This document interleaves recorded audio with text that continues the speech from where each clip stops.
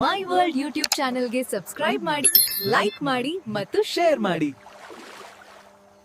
ನಮಸ್ಕಾರ. ಇಂದಿನ ಡೀಪ್ ಡೈವ್ಗೆ ಸ್ವಾಗತ. ಇಂದು ನಮ್ಮ ಮುಂದೆ ಕಂಪ್ಯೂಟರ್ನ ಬೇಸಿಕ್ಸ್ ಬಗ್ಗೆ ಹೇಳುವ ಕೆಲವು ಇಂಟ್ರೆಸ್ಟಿಂಗ್ ಮೂಲಗಳಿವೆ. ಕೀಬೋರ್ಡ್ ಇರ್ಬೋದು, ಹಾರ್ಡ್ವೇರ್, ಸಾಫ್ಟ್ವೇರ್, ಡೆಸ್ಕ್ಟಾಪ್ ಬಳಕೆ ಮತ್ತೆ ವರ್ಡ್ ಎಕ್ಸೆಲ್ನಂತಹ ಮುಖ್ಯವಾದ ಪ್ರೋಗ್ರಾಂಗಳ ಬಗ್ಗೆನೂ ಇದೆ. ಈ ಮೂಲಗಳು ಆಕ್ಚುಲಿ ಕಂಪ್ಯೂಟರ್ ಜಗತ್ತಿಗೆ ಹೊಸಬರಿಗೆ ಒಂದು ರೀತಿಯಲ್ಲಿ ಗೈಡ್ ಇದ್ದಾಗೆ ಅಲ್ಲ, ಅಥವಾ ಸ್ವಲ್ಪ ರಿಫ್ರೆಶ್ ಮಾಡ್ಕೊಳ್ಳೋಣ ಅನ್ನೋರಿಗೂ ಹೆಲ್ಪ್ ಆಗತ್ತೆ. ನಮ್ಮ ಗುರಿ ಏನು ಅಂದರೆ ಇದರಲ್ಲಿರೋ ಇಂಪಾರ್ಟೆಂಟ್, ಸ್ವಲ್ಪ ಕ್ಯೂರಿಯಸ್ ಆದ ವಿಷಯಗಳನ್ನು ತೆಗೆದು ನೋಡೋಣ ಅಂತ. ಸರಿ, ಹಾಗಾದರೆ ಕೀಬೋರ್ಡ್ನಿಂದ ಶುರು ಮಾಡೋಣ. ಮೂಲಗಳಲ್ಲಿ ಹೇಳಿದಾಗೆ ಸಾಮಾನ್ಯ ಕೀಬೋರ್ಡ್ ಇದೆ, 104 ಕೀಲಿಗಳು, ಮತ್ತೆ ಅನಿಮೇಷನ್ ಕೀಬೋರ್ಡ್, ಬ್ಲೂಟೂತ್ ಕೀಬೋರ್ಡ್ ಅಂತನೂ ಇದೆ. ಹೌದು, ಸಾಮಾನ್ಯ 104 ಕೀಲಿಗಳ ಕೀಬೋರ್ಡ್ ಇದೆಯಲ್ಲ, ಅದರಲ್ಲೇ ಒಂದು ವಿನ್ಯಾಸ ಇದೆ ನೋಡಿ. ಮೂಲಗಳು ಏನಪ್ಪಾ ಅಂದ್ರೆ ಕೀಲಿಗಳನ್ನ 5 ಮುಖ್ಯ ಭಾಗಗಳಾಗಿ ವಿಂಗಡಿಸಿವೆ. ಆಲ್ಫಾ ನ್ಯೂಮರಿಕ್ ಅಂದ್ರೆ A to Z 0 to 9. ಆಮೇಲೆ ಫಂಕ್ಷನ್ ಕೀಗಳು F1 ಇಂದ F12 ವರೆಗೆ, ನ್ಯಾವಿಗೇಷನ್ ಕೀಗಳು, ಬಾಣದ ಗುರುತುಗಳು, ಹೋಮ್, ಎಂಡ್ ಎಲ್ಲ, ಮತ್ತೆ ಸ್ಪೆಷಲ್ ಅಥವಾ ಕಂಟ್ರೋಲ್ ಕೀಗಳು ಶಿಫ್ಟ್, ಕಂಟ್ರೋಲ್, ಆಲ್ಟ್ ಇತ್ಯಾದಿ. ಕೊನೆಗೆ ನಂಪ್ಯಾಡ್. ಓ ಸರಿ ಸರಿ. ಈ ವಿಂಗಡಣೆ ಯಾಕೆ ಮುಖ್ಯ ಅಂದ್ರೆ ಪ್ರತಿಯೊಂದು ಗುಂಪಿಗೂ ಅದರದೇ ಆದ ಕೆಲಸ ಇದೆ. ಶಾರ್ಟ್ಕಟ್ ಕಲಿಯೋಕೆಲ್ಲ ಇದು ಬೇಸಿಕ್. ಹೌದು ಹೌದು, ಖಂಡಿತ. ಆಲ್ಫಾ ನ್ಯೂಮೆರಿಕ್ ಕೀಗಳಲ್ಲಿ ಕೂಡ home row, top row, bottom row ಅಂತ 3 ಸಾಲುಗಳ ಬಗ್ಗೆ ಹೇಳಿದ್ದಾರೆ.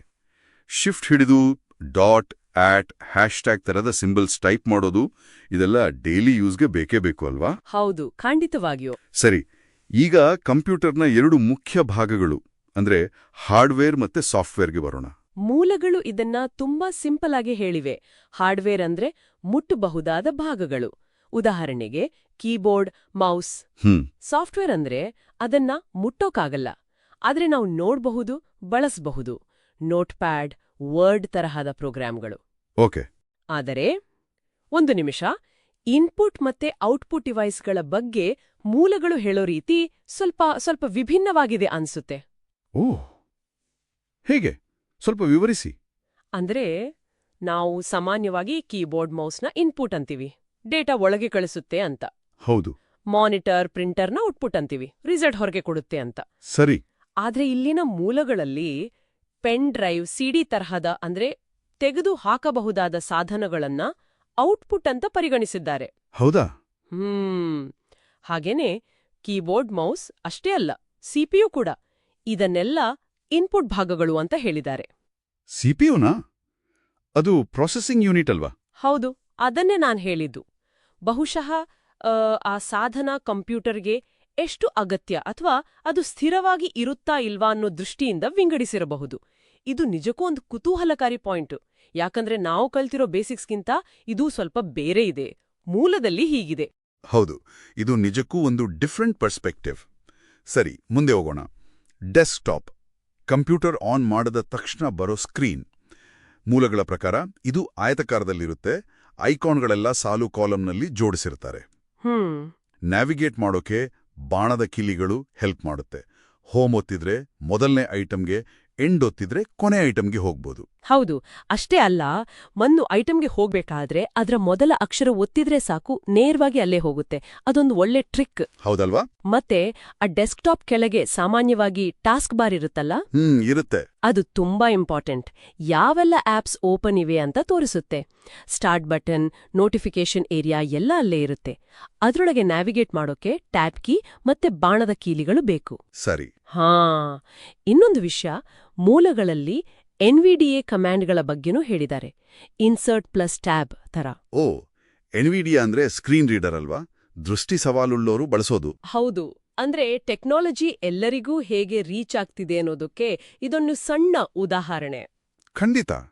ಸರಿ, ಡೆಸ್ಕ್ಟಾಪ್ನಿಂದ ಈಗ ಆಫೀಸ್ ಕೆಲಸಗಳಿಗೆಲ್ಲ ಬಳಸೋ ಕಾಮನ್ ಅಪ್ಲಿಕೇಶನ್ಗಳ ಕಡೆಗೆ ಹೋಗೋಣ. ಮೈಕ್ರೋಸಾಫ್ಟ್ ವರ್ಡ್, ಇದರ ಬಗ್ಗೆ ಮೂಲಗಳು ಏನ್ ಹೇಳ್ತವೆ? ವರ್ಡ್ ಅಂದ್ರೆ ಅದೊಂದು ವರ್ಡ್ ಪ್ರೊಸೆಸರ್. ಅಂದ್ರೆ ಟೆಕ್ಸ್ಟ್ ಬರೆಯೋಕೆ, ಎಡಿಟ್ ಮಾಡೋಕೆ, ಫಾರ್ಮ್ಯಾಟ್ ಮಾಡೋಕೆ ಬಳಸೋ ಟೂಲ್. ಮೂಲಗಳು ಅದರ ಮುಖ್ಯ ಭಾಗಗಳನ್ನ ಗುರುತಿಸ್ತವೆ. ಮೇಲೆ ಟೈಟಲ್ ಬಾರ್, ಆಮೇಲೆ ರಿಬನ್ ಅಂತಿರುತ್ತೆ ನೋಡಿ. ಹೌದು, ರಿಬ್ಬನ್ನಲ್ಲಿ ಫಾಂಟ್, ಪ್ಯಾರಾಗ್ರಾಫ್ ಆಪ್ಷನ್ಗಳೆಲ್ಲ ಇರುತ್ತೆ. ಕರೆಕ್ಟ್. ಆಮೇಲೆ ನಾವು ಟೈಪ್ ಮಾಡೋ ಜಾಗ ಅಂದ್ರೆ ವರ್ಕ್ ಏರಿಯಾ, ಕೆಳಗೆ ಸ್ಟೇಟಸ್ ಬಾರ್. ಇದರಲ್ಲಿ ಬೇಸಿಕ್ ಫಾರ್ಮ್ಯಾಟಿಂಗ್ ಅಂತ ಹೇಳಿದ್ರೆ ಫಾಂಟ್ ಸ್ಟೈಲ್, ಸೈಜ್ ಚೇಂಜ್ ಮಾಡೋದು, ಪ್ಯಾರಾಗ್ರಾಫ್ಗಳನ್ನ left Ctrl+L, centre Ctrl+E, right Ctrl+R align ಮಾಡೋದು. ಜಸ್ಟಿಫೈ ಕೂಡ Ctrl+J. ಹೌದು. ಮತ್ತೆ ಸ್ಪೆಲ್ಲಿಂಗ್ ಮಿಸ್ಟೇಕ್ ಚೆಕ್ ಮಾಡೋಕೆ F7 ಕೀ. ಇದೆಲ್ಲ ತುಂಬಾ ಬೇಸಿಕ್ ಆದ್ರೂ ಇಂಪಾರ್ಟೆಂಟ್ ಸ್ಕಿಲ್ಸ್ ಅಂತ ಮೂಲಗಳು ಹೇಳ್ತವೆ. ಸರಿ. ಹಾಗೆ ಮೈಕ್ರೋಸಾಫ್ಟ್ ಎಕ್ಸೆಲ್ ಬಗ್ಗೆ ಏನ್ ಹೇಳಿದ್ದಾರೆ? ಇದು ನಂಬರ್ಸ್, ಟೇಬಲ್ಸ್ ಜೊತೆ ಕೆಲಸ ಮಾಡೋದಲ್ವಾ? ಖಂಡಿತ. ಎಕ್ಸೆಲ್ ಅಂದ್ರೆ ಸ್ಪ್ರೆಡ್ಶೀಟ್ ಪ್ರೋಗ್ರಾಮ್. ಡೇಟಾವನ್ನ ಸೆಲ್ಗಳಲ್ಲಿ ಅಂದ್ರೆ ಕೋಶಗಳಲ್ಲಿ ಜೋಡಿಸಿ ಇಡೋಕೆ ಇದು ಬೆಸ್ಟ್. ಇಲ್ಲೂ ಕೂಡ ವರ್ಡ್ ತರಹನೇ title bar, ribbon, status bar ಎಲ್ಲ ಇದೆ. ಜೊತೆಗೆ ಫಾರ್ಮುಲಾ ಬಾರ್ ಅಂತ ಒಂದು ಎಕ್ಸ್ಟ್ರಾ ಇದೆ. ಹೌದು, ಫಾರ್ಮುಲಾ ಬಾರ್ನಲ್ಲಿ ಸೆಲ್ ಒಳಗಿನ ಕಂಟೆಂಟ್ ಅಥವಾ ಫಾರ್ಮುಲಾ ಕಾಣಿಸುತ್ತೆ. ಮತ್ತೆ ಶೀಟ್ ಟ್ಯಾಬ್ಗಳು ಕೆಳಗಿರ್ತವೆ. ಒಂದೇ ಫೈಲ್ನಲ್ಲಿ ಹಲವಾರು ಶೀಟ್ಗಳನ್ನ ಮ್ಯಾನೇಜ್ ಮಾಡ್ಬೋದು. ನ್ಯಾವಿಗೇಷನ್ಗೆ ಬಾಣದ ಕೀಲಿಗಳು, ಟ್ಯಾಬ್, Ctrl+Home, Ctrl+End ಎಲ್ಲ ಕಾಮನ್. ಒಂದು ಸೆಲ್ ಎಡಿಟ್ ಮಾಡೋಕೆ F2 ಕೀ ಬಳಸೋದು ಮುಖ್ಯ ಅಂತ ಹೇಳಿದ್ದಾರೆ. ಸರಿ. ಇದಲ್ಲದೆ ಡೇಟಾ ಮ್ಯಾನೇಜ್ಮೆಂಟ್ಗೆ 2 ಮುಖ್ಯ ಕಾನ್ಸೆಪ್ಟ್ಸ್ ಪರಿಚಯಿಸಿದ್ದಾರೆ: ಸಾರ್ಟಿಂಗ್ ಮತ್ತೆ ಫಿಲ್ಟರಿಂಗ್. ಸಾರ್ಟಿಂಗ್ ಅಂದ್ರೆ ಡೇಟಾ ಕ್ರಮವಾಗಿ ಜೋಡಿಸೋದು, A to Z ಅಥವಾ ಚಿಕ್ಕದ್ರಿಂದ ದೊಡ್ಡದು. ಹೌದು, ಕರೆಕ್ಟ್. ಫಿಲ್ಟರಿಂಗ್ ಅಂದ್ರೆ ನಮ್ಗೆ ಬೇಕಾದ ಕಂಡೀಷನ್ ಪ್ರಕಾರ ಡೇಟಾವನ್ನ ಮಾತ್ರ ತೋರಿಸೋದು. ಅರ್ಥವಾಯ್ತು? ಇವೆರಡೂ ಡೇಟಾ ಅನಾಲಿಸಿಸ್ನ ಮೊದಲ ಹೆಜ್ಜೆಗಳಲ್ವಾ? ಖಂಡಿತ. ಸರಿ, ಹಾಗಾದ್ರೆ ಈ ಡೀಪ್ ಡೈವ್ನಿಂದ ನಾವು ಮುಖ್ಯವಾಗಿ ಏನ್ ಕಲ್ದ ಹಾಗಾಯ್ತು? ನಾವು ಕೀಬೋರ್ಡ್ ಲೇಔಟ್ ನೋಡಿದ್ವಿ, ಹಾರ್ಡ್ವೇರ್ ಸಾಫ್ಟ್ವೇರ್ ಬೇಸಿಕ್ಸ್, ಮತ್ತೆ ಅದರದೊಂದು ವಿಭಿನ್ನ ವ್ಯಾಖ್ಯಾನವನ್ನು ನೋಡಿದ್ವಿ.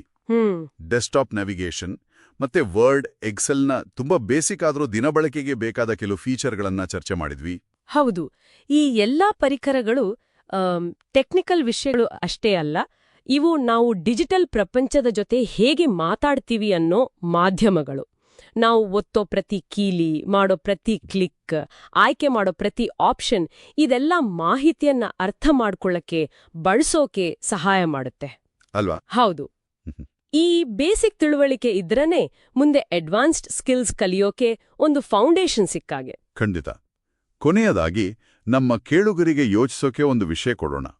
ಮೂಲಗಳು ಕಂಪ್ಯೂಟರ್ ನಮ್ ಜೊತೆ ಹೇಗೆ ಸಂವಹನ ಮಾಡುತ್ತೆ ಅಂತ ಹೇಳುವಾಗ ಬೇರೆ ಬೇರೆ ತರದ ಡೈಲಾಗ್ ಬಾಕ್ಸ್ಗಳ ಬಗ್ಗೆ ಹೇಳ್ತವೆ. Action box, informative, error, questionnaire box ಅಂತ. ಅಂದ್ರೆ ಕಂಪ್ಯೂಟರ್ ನಮ್ಗೆ ಕೆಲವೊಮ್ಮೆ ಮಾಹಿತಿ ಕೊಡುತ್ತೆ, ಕೆಲವೊಮ್ಮೆ ಪ್ರಶ್ನೆ ಕೇಳುತ್ತೆ, ಕೆಲವೊಮ್ಮೆ ತಪ್ಪು ಮಾಡಿದ್ಯಾ ಅಂತ ಎಚ್ಚರಿಸುತ್ತೆ.